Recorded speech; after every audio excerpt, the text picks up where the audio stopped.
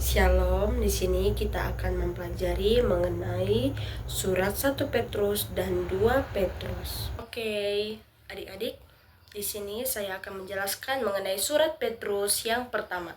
Adapun penerima surat Petrus pertama, yaitu surat ini dialamatkan kepada orang-orang pendatang yang tersebar di Pontus, Galatia, Kapadokia, Asia Kecil, dan Bitinia.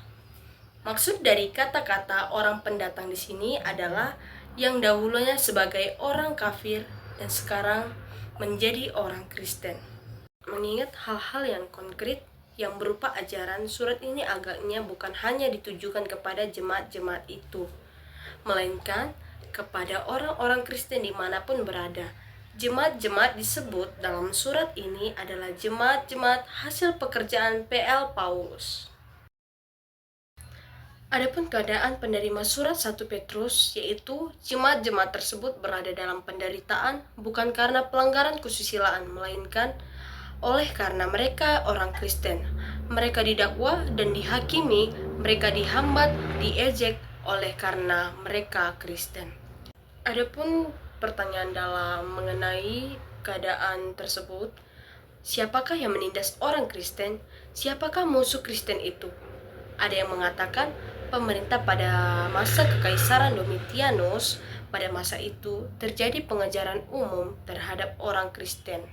Tetapi 1 Petrus menegaskan ketaatan.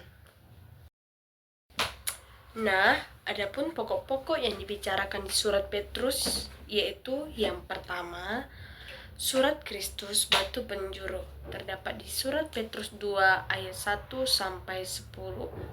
Yang kedua, jemaat adalah bangsa yang terpilih, imam dalam kasih karunia Allah yang baru di surat Petrus 2 ayat 9. Baik, saya akan menjelaskan mengenai sifat dan maksud surat 1 Petrus. Surat ini bersifat umum, artinya kepada setiap orang yang merasa bersangkutan pada surat ini. Surat ini mengenai isinya yaitu menasihati dan meyakinkan supaya jemaat tidak tawar hati. Penderitaan yang mereka alami berarti mereka mendapat bagian dalam penderitaan Kristus, supaya mereka boleh bergembira pada waktu Ia menyatakan kemuliaannya.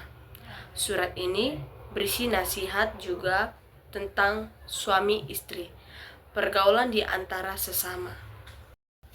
Dan pengarang dari surat 1 Petrus, menurut penilaian ahli perjanjian baru, bahasa surat ini lebih baik dari surat-surat Paulus.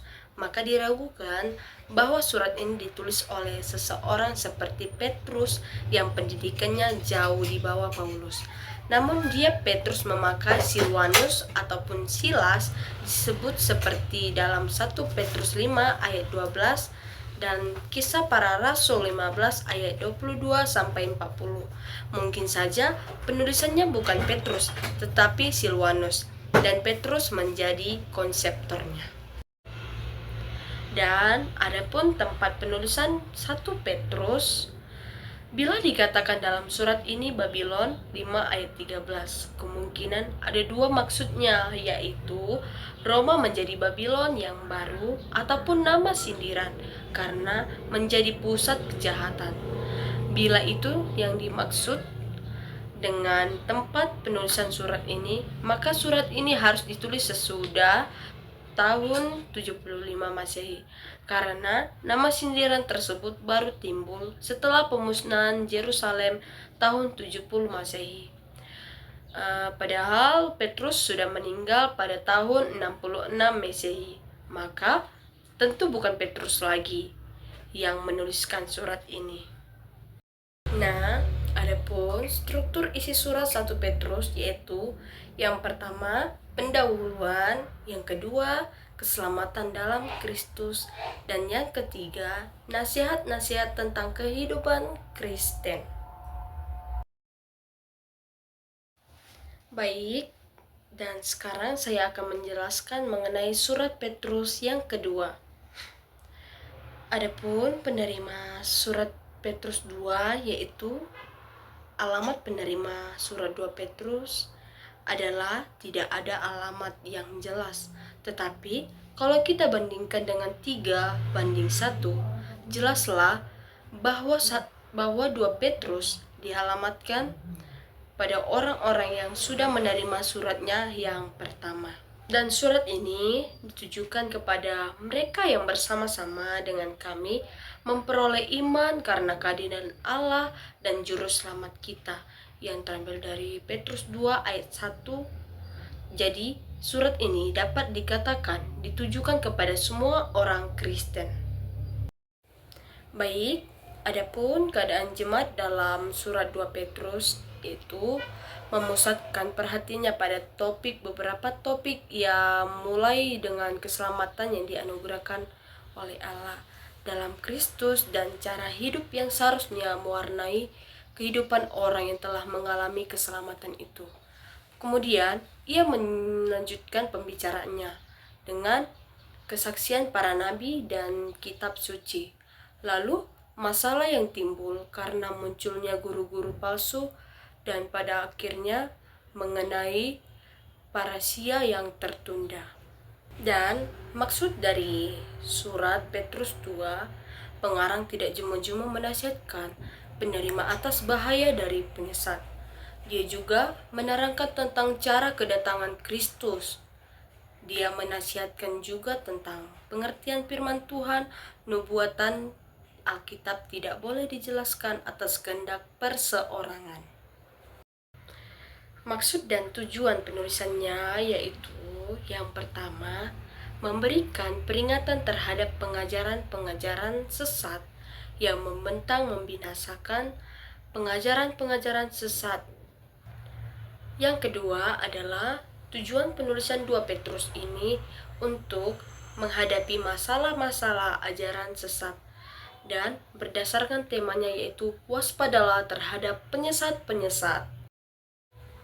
Adapun pengarang dalam Petrus 2, pengarangnya memperkenalkan dirinya dengan nama lengkap Simon Petrus dan mengingat kita akan Yohanes 21 ayat 18. Walaupun pengarang berusaha keras untuk memberi kesan bahwa penulis surat ini adalah Simon Petrus dan Paulus, ataupun juga disebut sebagai saudara yang dikasihi, tetapi warna apokrif dan pasal 3 ayat 4 tentang generasi pertama Kristen yang telah meninggal menunjukkan bahwa bukan Petrus penulis surat ini.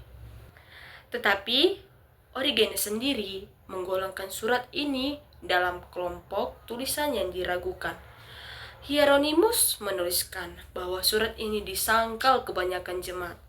Tetapi biarpun surat ini tidak ditulis oleh Petrus sendiri, mungkin seorang murid Petruslah yang merasa terdorong untuk menguatkan jemaat dengan memakai kewenangan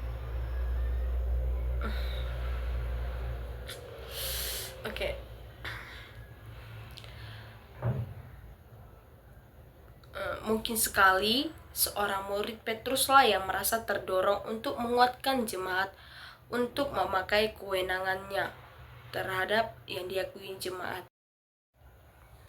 Baik, di sini saya akan menjelaskan mengenai waktu dan tempat penulisan surat Petrus 2.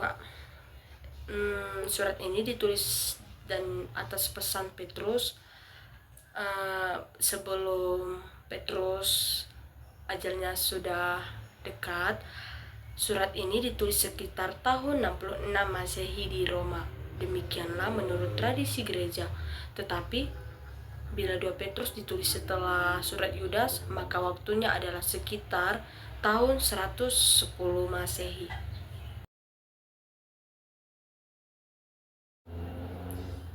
Baik, sekian dari hasil penjelasan saya. Adapun pesan penting mengenai dari surat 1 dan 2 Petrus, yang pertama itu adapun pesan pentingnya, yang pertama, tetap setia dalam iman dan terus bertumbuh dalam karakter Kristen. Yang kedua, waspadai ajaran sesat dan hidup berlandaskan kebenaran firman Tuhan. Dan yang ketiga, tetap teguh dalam pengharapan akan kedatangan Kristus sambil menjalani hidup yang kudus dan berkenan kepada Allah. Baik, semoga apapun yang saya sampaikan mengenai penjelasan dari surat-surat 1 Petrus dan 2 Petrus dapat bermanfaat. Baik, sekianlah dari penjelasan saya mengenai surat 1 Petrus dan 2 Petrus. Saya harap dapat bermanfaat bagi kita semua. Kurang lebihnya saya mohon maaf jika ada kesalahan. Terima kasih. Shalom.